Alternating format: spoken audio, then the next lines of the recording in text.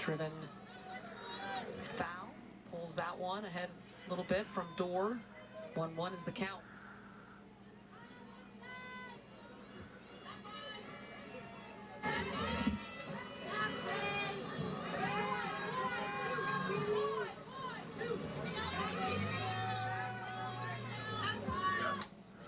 Right up the middle.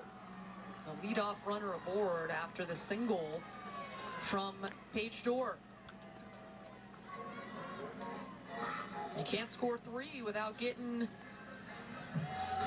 a runner on the base path, and Paige Dorr right up the middle. Good piece of hitting. Yeah, spectacular piece of hitting right there, especially the timing of it. You know you want some runners on base, and so just to not do too much, find a way, be scrappy, be feisty. Good job, Paige Dorr. Maddie Simon has had a lot of action in center field today. Foul off of the bat of Simon. Maya Brady alone has sent her back to the warning track numerous times. And Maddie Simon would like to hit it out to that center field ground that she covers. That's the rise ball. Rise out of the zone. It's 1-1.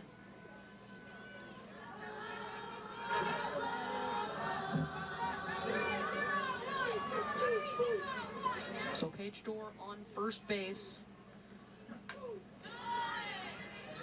And Simon fouls that away for strike 2.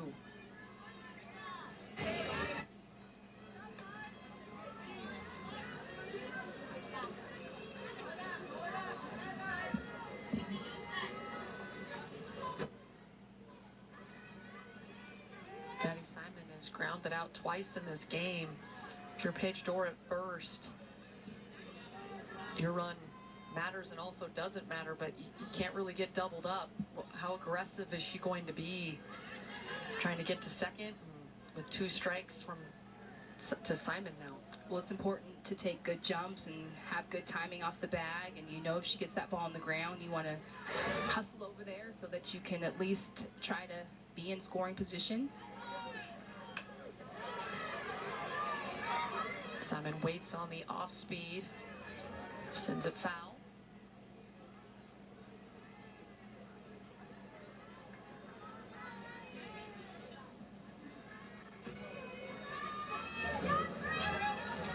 Simon, the 4th-year senior out of Irvine, California. 16 career home runs. He's got power potential off that bat. Had 8 home runs back in 2022.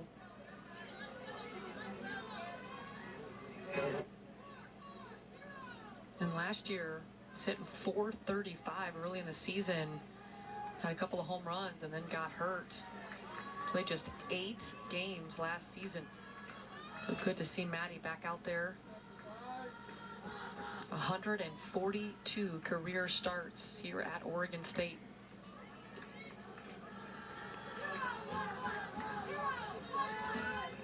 Big spot here in the 2-2 count. Runner on, no outs. And a swing and a miss on the rise ball. KT went back and revved up the engine to record the strikeout. And that's a big out for Caitlin Terry, and such a sweet pitch on this rise ball. Knowing like someone like Maddie Simon, who has excellent bat control, she's fouling off a lot of pitches, but to rip that ball through the zone and have an unhittable pitch, big strikeout for Caitlin Terry. Watley looks at strike 1.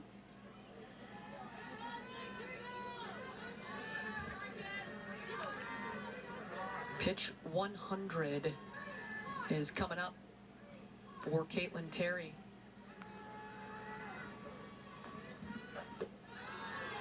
And she's just continued to get better. Working through that injury, working through the pitch count. And Kelly Inoue Perez saying that either one of her or Taylor Tinsley could be the starter. Tinsley was fantastic yesterday, a career high 12 strikeouts. And a swing and a miss. Good velo there, popping the mitt from KT on pitch 100.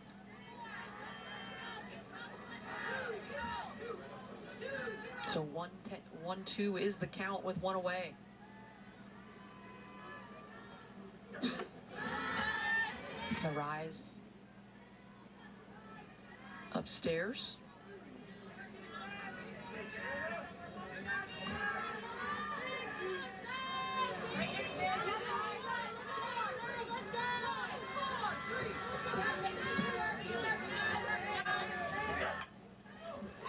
Put in play.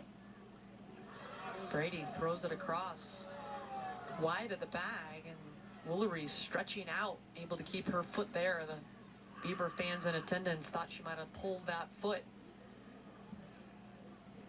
And we might have a review.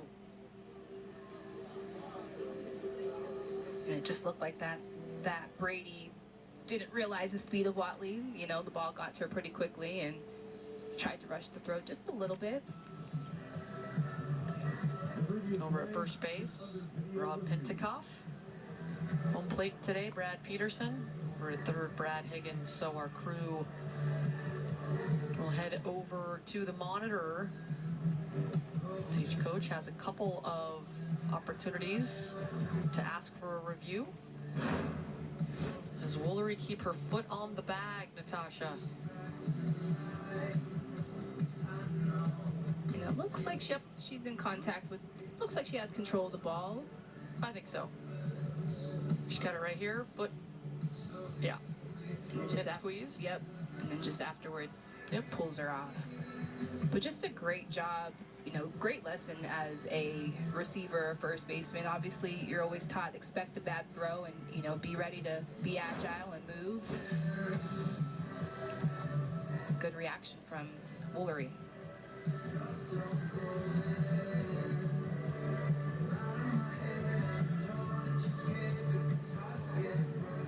You ever play first base?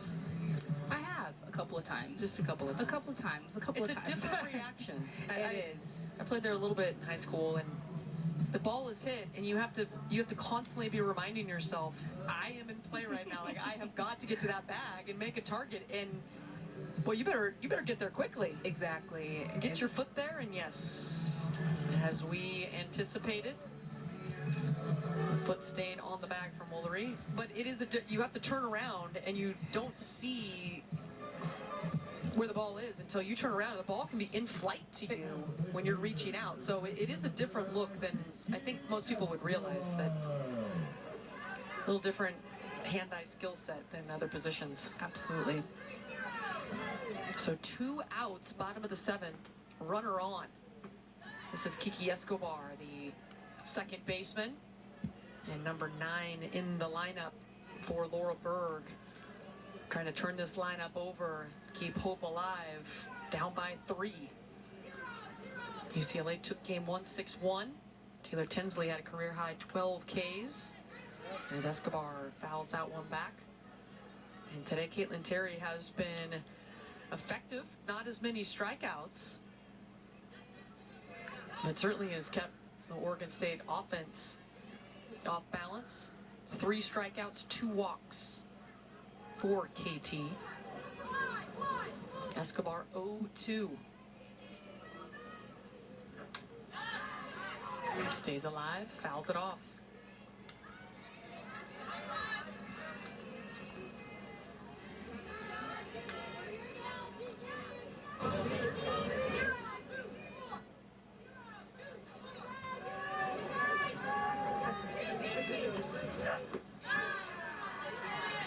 Just missing.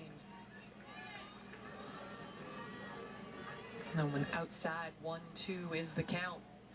Up to 107 pitches for Terry.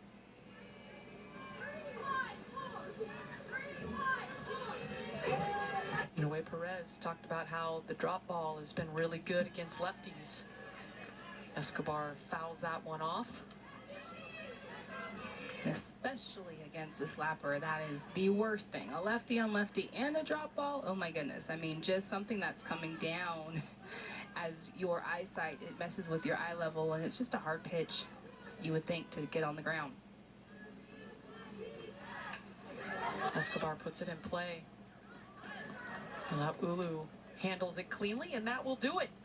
Game 2 in the books. The Bruins have ripped off 5 wins in a row in Pac-12 play. They beat the Huskies in Game 3, took a couple from Oregon, and now the first 2 against Oregon State. And UCLA looks like they're finding their rhythm.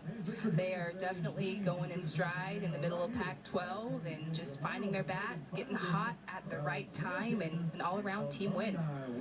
So UCLA with their 22nd win of the season, and they finish it off with a 5-2 score. Caitlin Terry gets the complete game, only allows 5 hits, 3 Ks. She looked in command today in that circle. Yeah, as the game went on, she got stronger and stronger, really utilizing her defense. So UCLA banging out 7 hits, 5 runs. Once again, a balanced effort from UCLA. For Natasha Watley and our crew, I'm Elise Woodward saying so long from Corvallis, the 12th ranked UCLA Bruins with a 5-2 lead, and they take this.